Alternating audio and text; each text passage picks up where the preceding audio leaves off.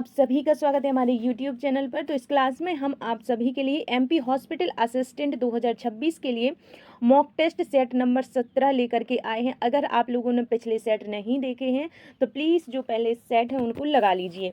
तो यहाँ पर जो है आपके लिए इस सेट में क्या मिलेगा हम आपको बता देते हैं। तो यहाँ पर जो है आपको हिंदी के 20 क्वेश्चंस मिलेंगे, सोशल साइंस के 20 क्वेश्चन, साइंस के 20 क्वेश्चन, इंग्लिश के 20 क्वेश्चन और मैथमेटिक्स के भी आपको 20 क्वेश्चंस मिलेंगे। तो मिला करके कुल आपको 100 क्वेश्चन का ये टेस्ट होने वाला है। कितने का होने वाला है? 100 क्वेश्चन का ये टेस्ट होने वाला है। तो चलिए स्टार्ट करते हैं। उससे पहले आप लोग वीडियो को लाइक और चैनल को सब्सक्राइब जरूर कर दीजिएगा। तो यहाँ पर जो है सबसे पहले हिंदी का 20 क्वेश्चंस आपको देखने को मिलेंगे। तो यहाँ पर जो पहला क्वेश्चन है वह है सूरदास किस भक्ति धारा के प्रमुख कवि थे। तो जो सूरदास थे वह किस भक्ति धारा के प्रमुख कवि थे? राइट आंसर हो जाएगा कृष्ण भक्ति धारा के। किसके थे? कृष्ण भक्ति धारा जो है ऑप्शन बी आपका करेक्ट आंसर है। नेक्स्ट क्वेश्चन है राम लक्ष्मण परशुराम संवाद किस काव्य ग्रंथ से लिया गया है? तो किस काव्य ग्रंथ से लिया गया है जल्दी से बताइए। तो यहाँ पर जो करेक्ट आंसर है वह हो जाएगा आपका रामचरितमानस। क्या हो जाएगा? रामचरितमानस ऑप्शन बी आपका करेक्ट आंसर है। नेक्स्ट है देव किस काल के कवि हैं?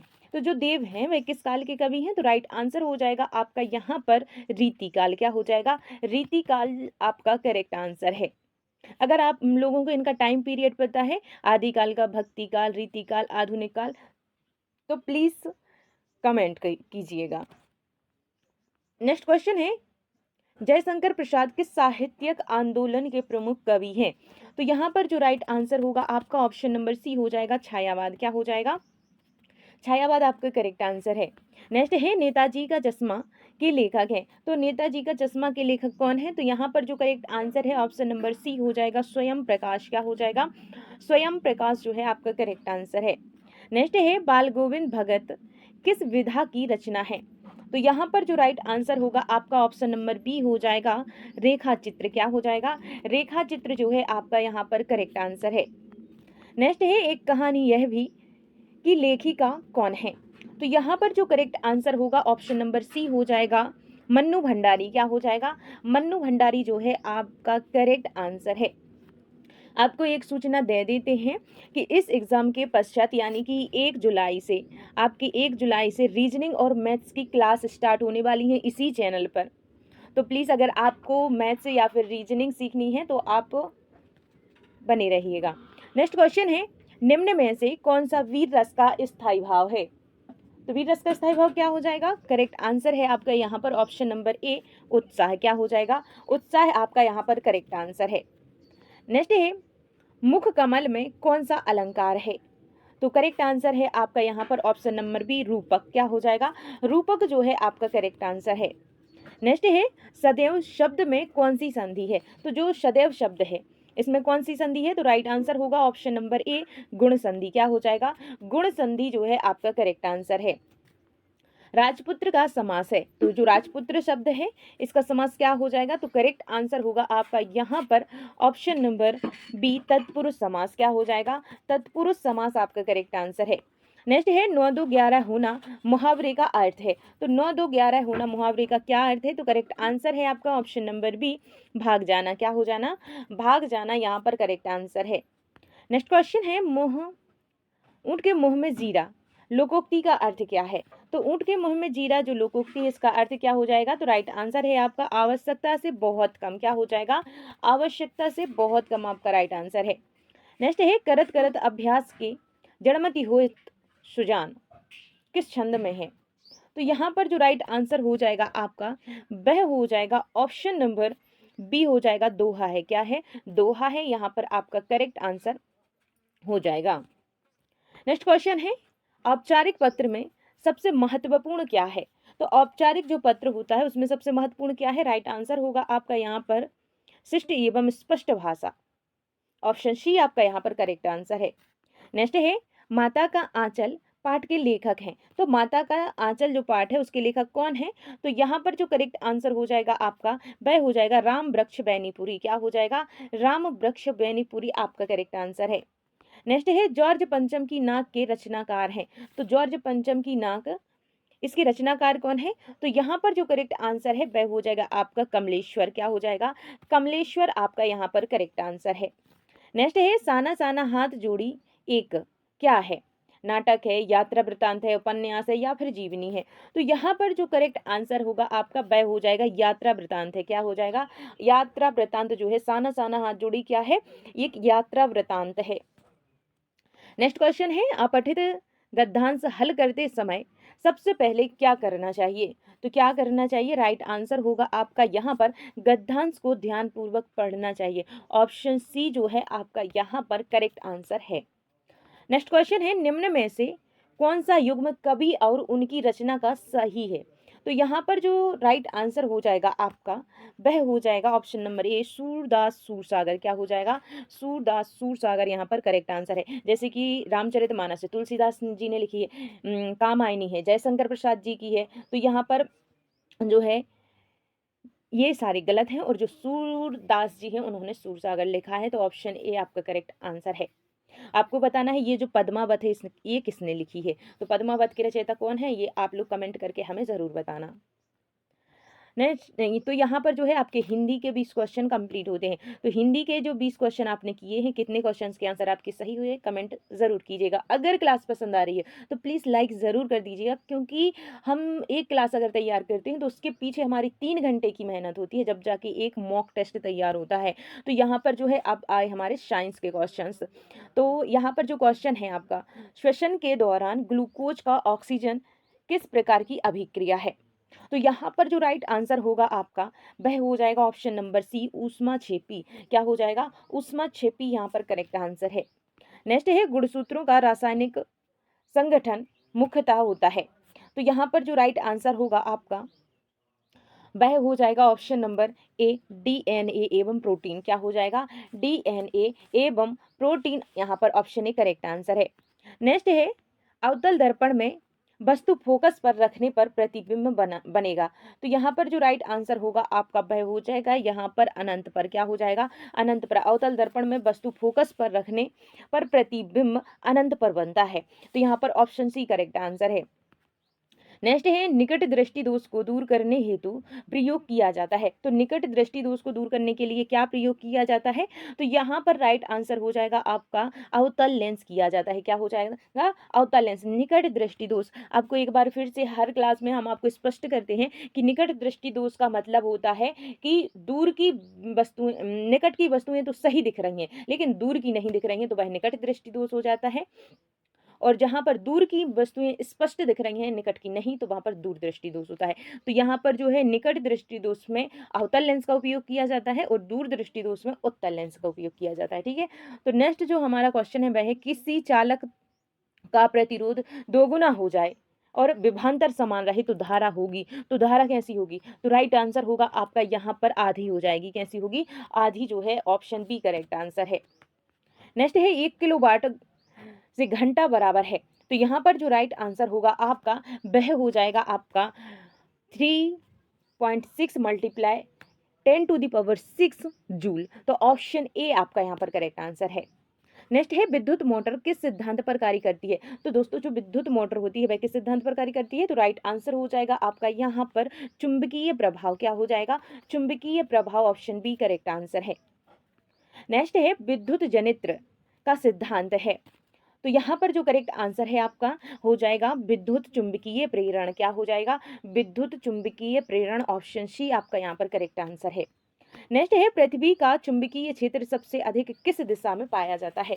तो किस दिशा में पाया जाता है? तो राइट आंसर होगा आपका यहाँ पर ऑप्शन नंबर बी। क्या हो जाएगा? ध्रुवों के निकट। क्या हो जाएगा? ध्रुवों के निकट आपका करेक्ट आंसर है। और दोस्तों आपको एक बात और अच्छे से याद दिला दें कि आपको तुक्केबाजी नहीं करनी है, क्योंकि आपके एग्जाम में माइनस मार्किंग है। अगर आप गलत क्वेश्चन करेंगे तो उसके लिए आपके जो नंबर हैं उनमें से काटे जाएंगे। तो प्लीज़ गलत आंसर मत देना। आपको क्या करना है, जिसका आंसर आपको पता है केवल उस क्वेश्चन का आंसर देना है, और जिस क्वेश्चन का आंसर आपको पता नहीं है उस क्वेश्चन का आंसर आपको नहीं देना है। तो यहाँ पर जो है आपका क्वेश्चन है जैव निम्नीकरण अपशिष्ट का उदाहरण है। तो यहाँ पर जो करेक्ट आंसर होगा आपका वह क्या हो जाएगा? तो ऑप्शन सी सब्जियों के छिलके जो हैं वह अपशिष्ट का निम्नीकरण अपशिष्ट का उदाहरण है। तो यहाँ पर क्या कहेंगे, जैव निम्नीकरण अपशिष्ट का उदाहरण क्या हो जाएगा, यहाँ पर सब्जियों के छिलके जो हैं, यहाँ पर करेक्ट आंसर है। नेक्स्ट है खाद्य श्रृंखला में ऊर्जा का अंतिम स्रोत क्या है। तो जो खाद्य श्रृंखला होती है उसमें जो ऊर्जा का अंतिम स्रोत होता है वह क्या है, तो यहाँ पर जो करेक्ट आंसर है वह हो जाएगा आपका यहाँ पर सूर्य। क्या हो जाएगा, सूर्य जो है ऊर्जा का अंतिम स्रोत है। तो ऑप्शन सी आपका करेक्ट आंसर है।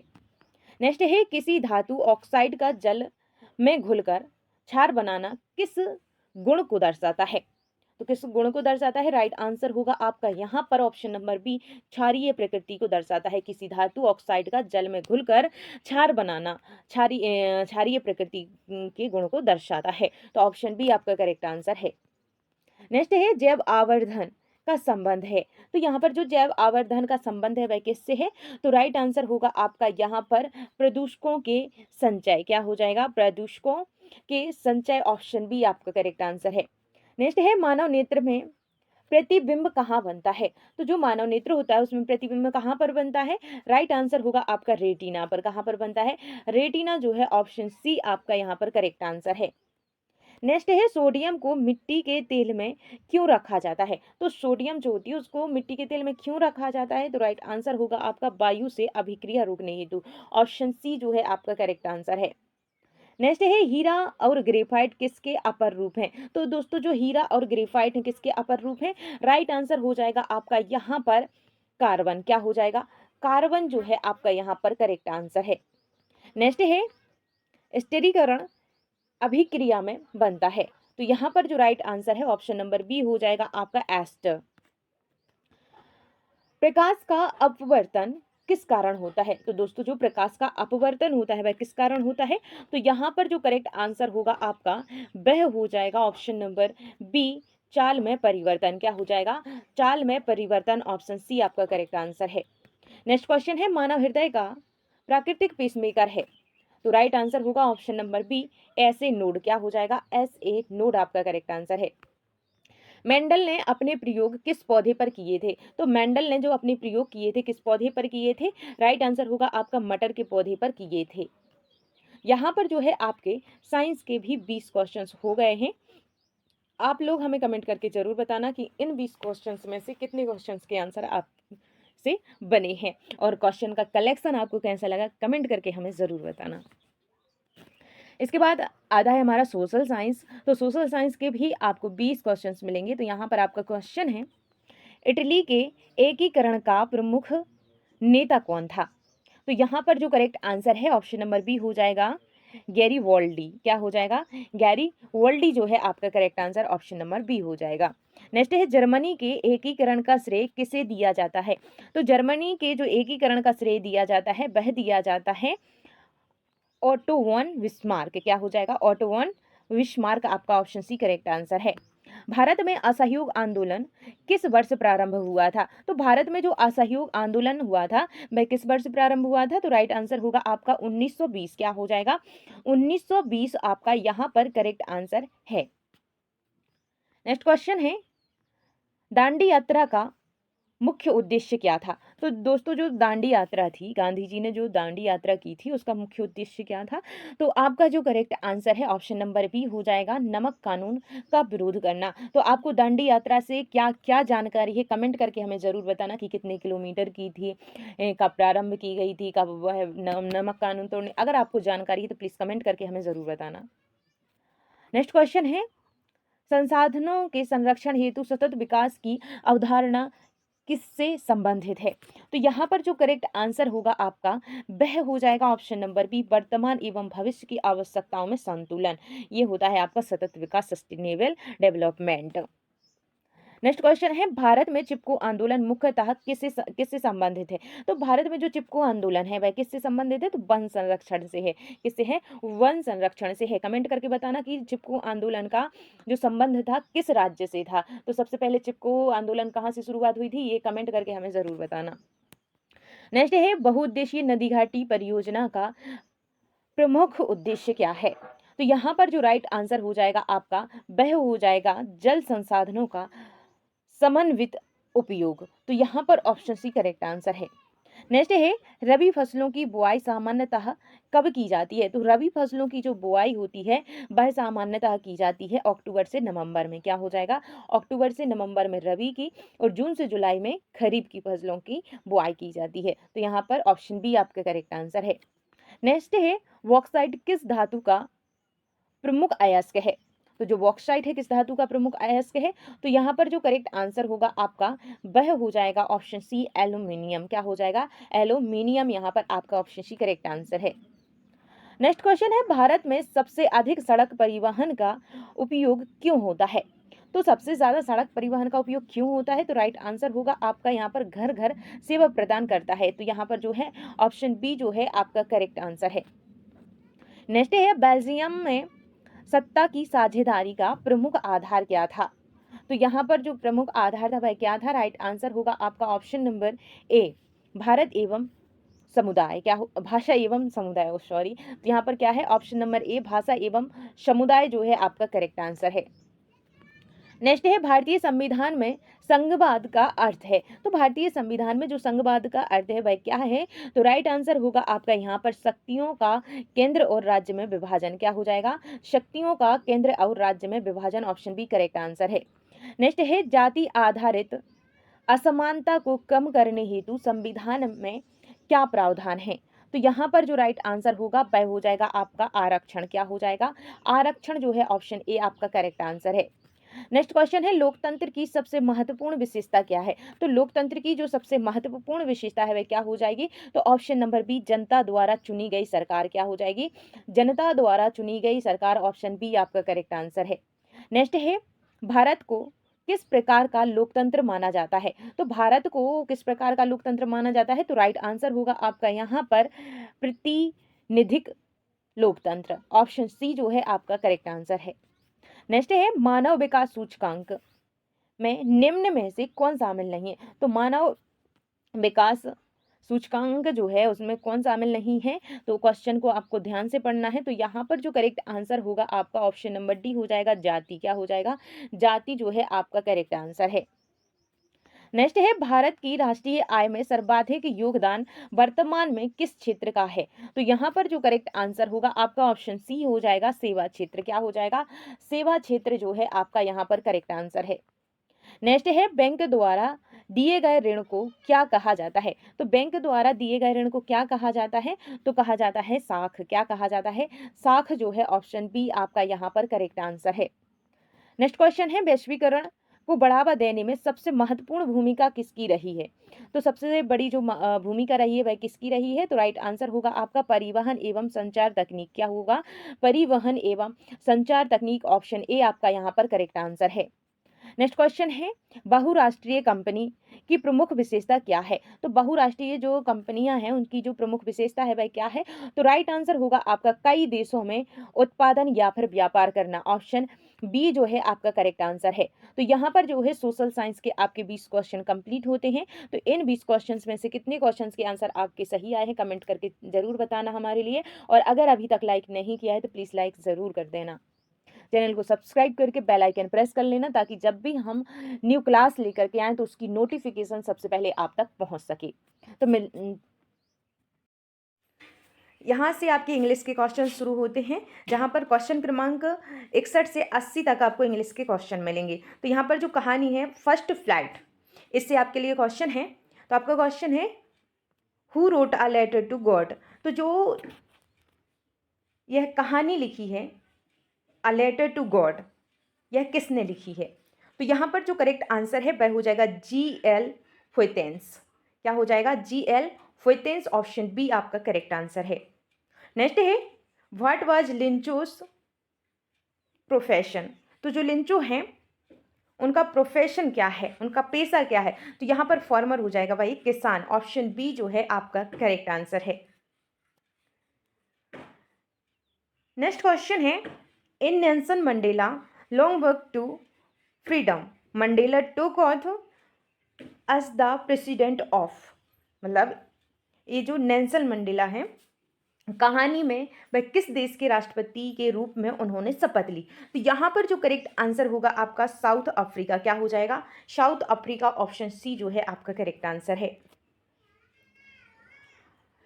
नेक्स्ट क्वेश्चन है who is the poet of dust of snow. तो यहाँ पर जो डस्ट ऑफ स्नो है इस कविता में कवि कौन है। तो यहाँ पर जो करेक्ट आंसर होगा आपका वह हो जाएगा आपका option number B Robert Frost. क्या हो जाएगा, रॉबर्ट फ्रॉस्ट जो है ऑप्शन बी आपका करेक्ट आंसर है। नेक्स्ट क्वेश्चन है what's of the dust of snow on the poem. कवि पर बर्फ के कण किसने गिराए थे। तो कवि पर जो बर्फ के कण गिराए थे वह किसने गिराए थे। तो आपका जो करेक्ट आंसर हो जाएगा वह हो जाएगा क्राउ। क्या हो जाएगा, क्राउ, यानी कि कौवे ने कवि के ऊपर वृक्ष को हिला करके जो बर्फ के कणों के ऊपर गिराए थे वह वृक्ष कौन सा था, ये आप लोग हमारे लिए कमेंट करके जरूर बताना। नेक्स्ट क्वेश्चन है इन फायर एंड आइस में यहाँ पर इन फायर एंड आइस में फायर का सिंबलाइजेस बताना है। फायर सिंबलाइजेस, तो यहाँ पर फायर का यानी कि अग्नि का प्रतीक क्या है ये आपसे पूछा गया है।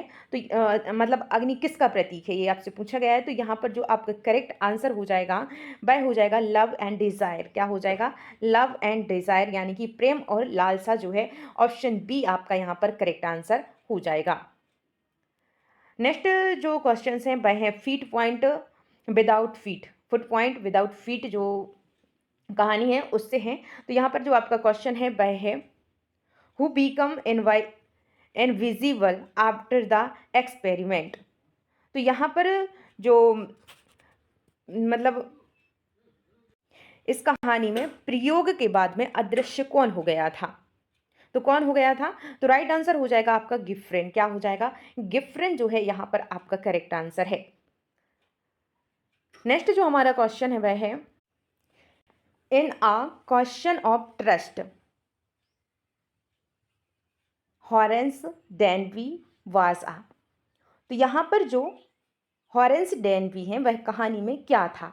तो क्या था, तो आपका राइट आंसर हो जाएगा थीफ, यानी कि चोर था। जो हॉरेंस डेनवी है वह क्या था कहानी में, तो एक चोर था। ऑप्शन सी जो है थीफ जो है आपका करेक्ट आंसर हो जाएगा।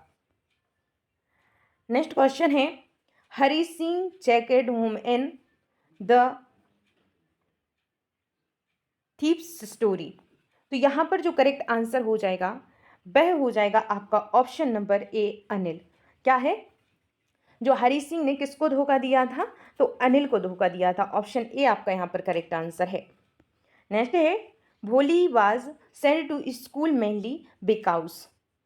तो यहाँ पर जो राइट आंसर हो जाएगा आपका वह हो जाएगा यहाँ पर ऑप्शन नंबर सी। क्या हो जाएगा, हर पेरेंट्स तो on know on world marry her.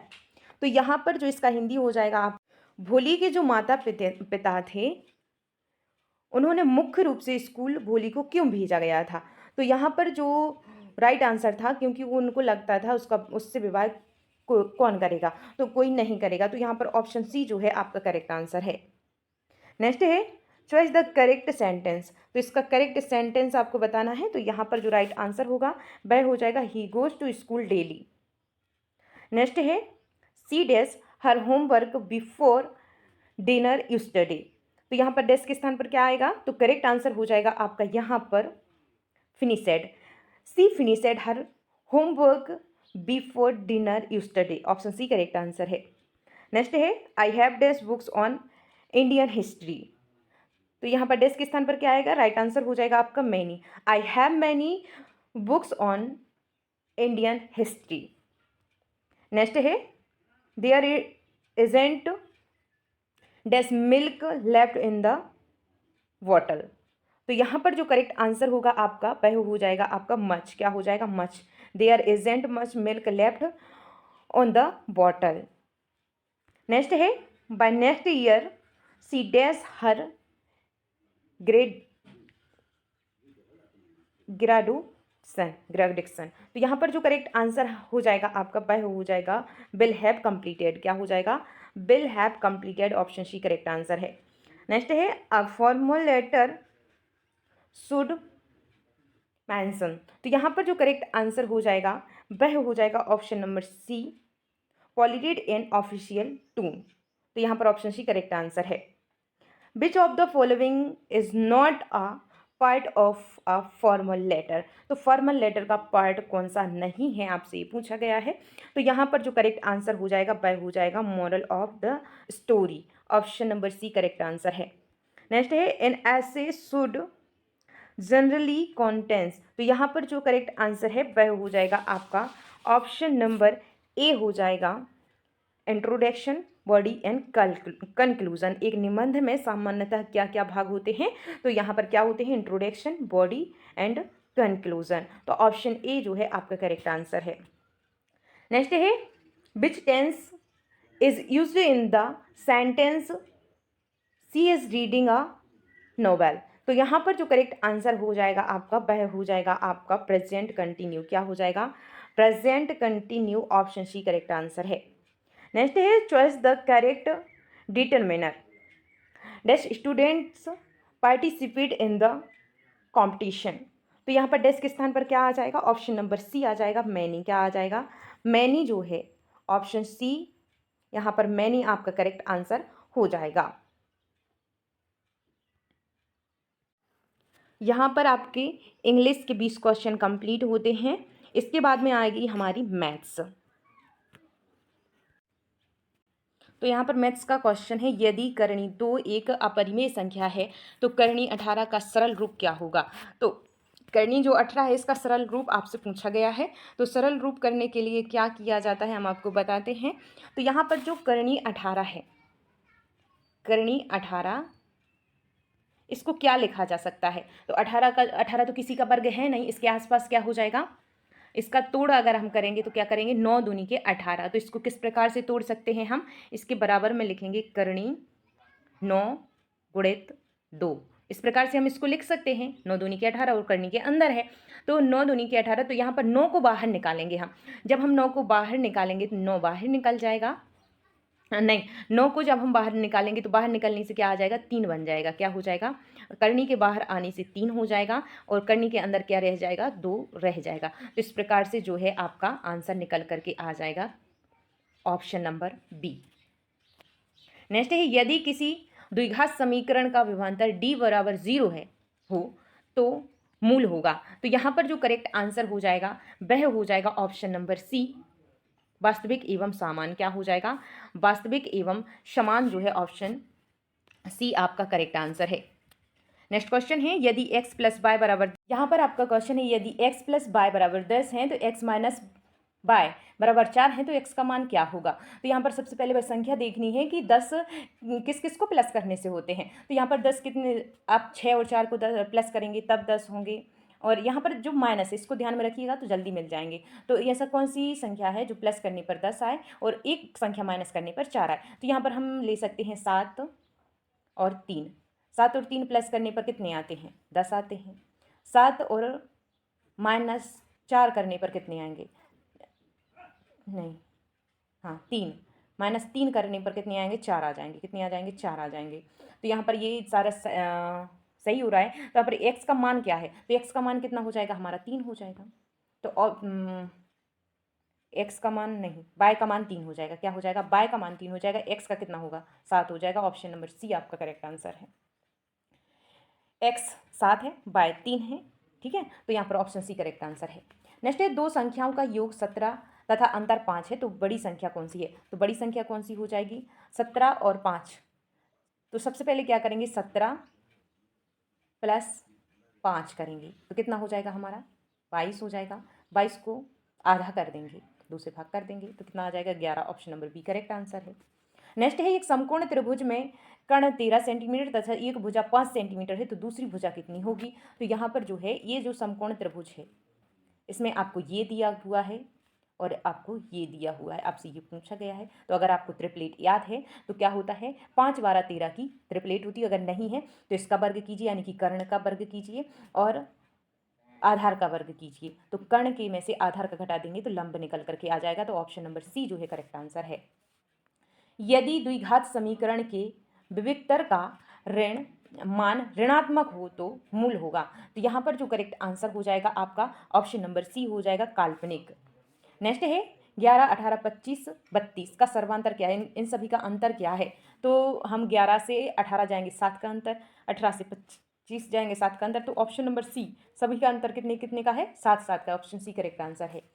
Next है 2, 5, 8, 11 का 20वां पद क्या होगा। तो इसका पद 20वां पद निकालना है। तो यहाँ पर 20वां पद निकालने के लिए क्या करेंगे, तो जो पहला पद है यानी कि 2, 2 प्लस करेंगे, क्या प्लस करेंगे, 20वां पद है तो 20, 20 में से माइनस करेंगे 1, क्या करेंगे, -1 करेंगे। और फिर इसके बाद में गुणा किससे कर देंगे, अंतर से। तो इनका अंतर कितने का है, 3 का अंतर है। कितने का है, 3 3 का अंतर है हर संख्या में। तो यहाँ पर 3 से गुणा कर देंगे। तो यहाँ पर सबसे पहले 20 में से 1 माइनस करो तो 19 हो गया। 19 को 3 से गुणा करो तो 19 दिया 57, 57 में 2 प्लस करो तो यहाँ पर 59 है। ऑप्शन सी करेक्ट आंसर है। नेक्स्ट है किसी वृत्त में केंद्र से जीवा पर खींचा गया लंब। तो यहाँ पर जो करेक्ट आंसर हो जाएगा वह हो जाएगा जीवा को समद्विभाजित करता है। नेक्स्ट है एक पासा फेंकने पर 6 आने की प्रायिकता क्या है। तो ये एक पासे में कितनी सरफेस होती हैं, 6 होती हैं। उसमें 6 कितनी बार आता है, केवल 1 बार आता है। तो option number B 1/6 correct answer है। एक समकोण त्रिभुज में दोनों लंब भुजाएं 6 सेंटीमीटर और 8 सेंटीमीटर की हैं, तो कर्ण क्या होगा। तो यहाँ पर जो है वही समकोण त्रिभुज है। तो यहाँ पर लंब कितना है, 6 सेंटीमीटर और 8 सेंटीमीटर। तो यहाँ पर जो है आपसे कर्ण यानी कि ये पूछा गया है। तो इसका वर्ग कीजिए, 6 6 36, 8 8 के 64, 64 और 36 जोड़ने पर 100, 100 किसका वर्ग है, 10 का। तो option number B correct answer है। नेक्स्ट क्वेश्चन है किसी वृत्त की त्रिज्या दोगुनी कर दी जाए तो उसका क्षेत्रफल क्या होगा। तो क्षेत्रफल क्या हो जाएगा, तो यहाँ पर जो है 4 गुना। Option number C correct answer है।